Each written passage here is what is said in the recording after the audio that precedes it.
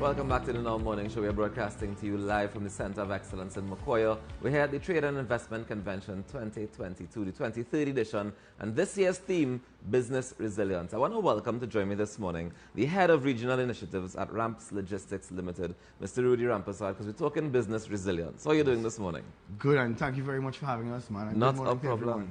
Well, firstly, I want us to start with a brief description of Ramps Logistics. What do you guys do? What are you all about? So, we like to call ourselves, we say we are a software technology company that provide logistics services. So, over the last 37 years, we've been, providing freight forwarding, custom brokerage, trucking, project cargo setup, logistics throughout the Caribbean and internationally. Okay. Yeah. And you all do this for industries across the board. You're not focused in any one particular area. Industries across the board. So you do a little bit of oil and gas, commercial, retail, manufacturing. It's pretty much pharma, everything across the board throughout. Okay. And you partner with other islands, with other businesses, with other sectors to be able to make these things happen. Yes. And for us, what we believe, to grow and to have that international reach, we have to partner. And through partnership, we have been able to grow. So throughout the islands, we have a number of different agents and partnerships, and that has really helped us to expand into what it is today. So do you think then therefore that we have now more opportunity for the Caribbean community to continue to grow? Yes, not only has technology allowed us opportunity to exponentially grow, but in each island in the Caribbean, we all have something that is unique to us. And if we tap on that uniqueness within all of us and we bring that together, it really helps us to expand into what we could provide outside there, right?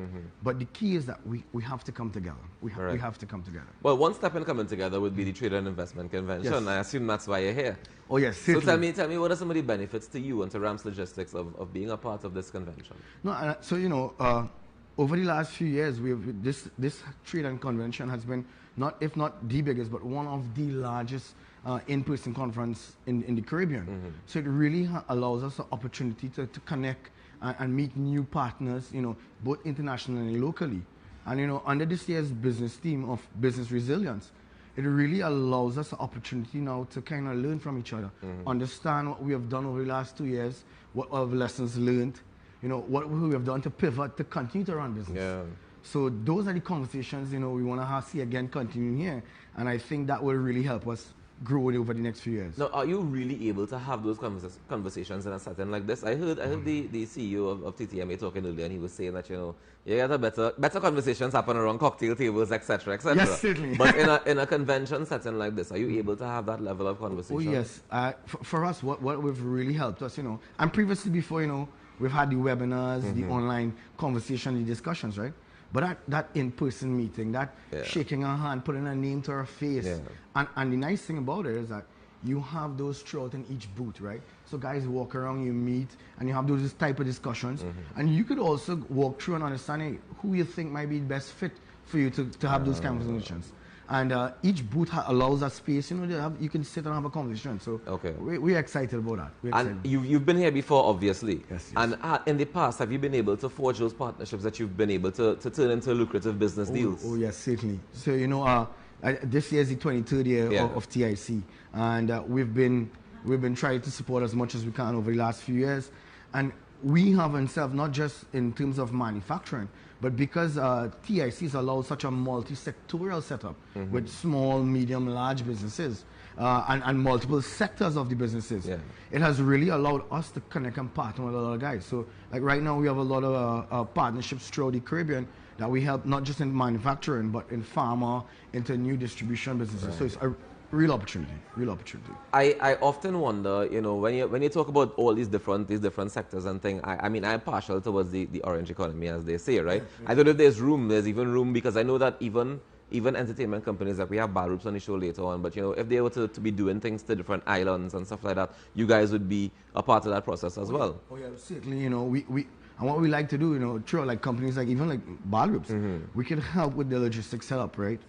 Understanding how we do the proper packing, creating from origin, what's the best measure to get it across the different countries, clearance, delivery, on-time delivery in those countries also, and even we assist in terms of setup, removing, so it allows us a partnership throughout. And we also now work with the different agents in these islands to help build a level that we all think is of a certain quality. Nice. And has it been easy to do in terms of, you know, getting everybody to be on the same page quality-wise? It's I think it's a work in progress. Quality is something that's a work in progress. Yeah. You know, we try to set at least a minimum bar that all of us have to conform to, and then every day we try to see ways how we can improve that. But I think the key to improving and building guys in through that quality system is ensuring that we have something that's documented. Guys can understand something that's clearly there to communicate with each other. Is it policy, essentially? It's policies, correct. And I think that is the greatest way of how we can push quality. Right.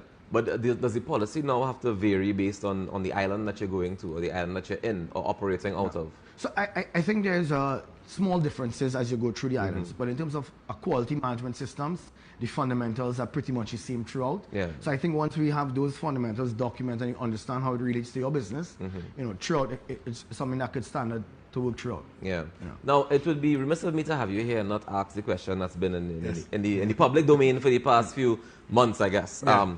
The situation in Guyana with Ramps Logistics, you saw that you were declined because you didn't follow local content quotas or something like that. There was some discrepancy there, and they said that you guys declined. What you have an update on that situation? Yeah. So you know, at this time, you know, we've responded to the LC, the Local Content Secretariat, based on the requirements. You know, and we provided that response to them. I think approximately 30 days ago. Right. So at this stage now, we're just pending their response on how we move forward from okay. But just to clarify, is it guys are not banned from operating in Guyana? No, you know, in Guyana and the local content law, which pushes that, which we all support. You know, it's one that allows you a certain level of you know, employment and a certain level of business partnership with locals also. So it gives that opportunity how you build local and international business together. Right. And you can operate, but certain services are required through the oil and gas setup for that local content certificate. So you say certain services are required? That's correct. So in order to be able to operate in the oil and gas sector or industry, you need to have a certain amount of, I guess, Guyanese working there and on the management team as well? Or? So at the management level, we're looking at 75% Guyanese at the management level. And by us, we're already at that number. I think we're at 92. Right. At our employee level, we're close to 99% Guyanese. So we've met a few of those criteria. And we've also met, you know, we've continued to do only about 2 weeks ago.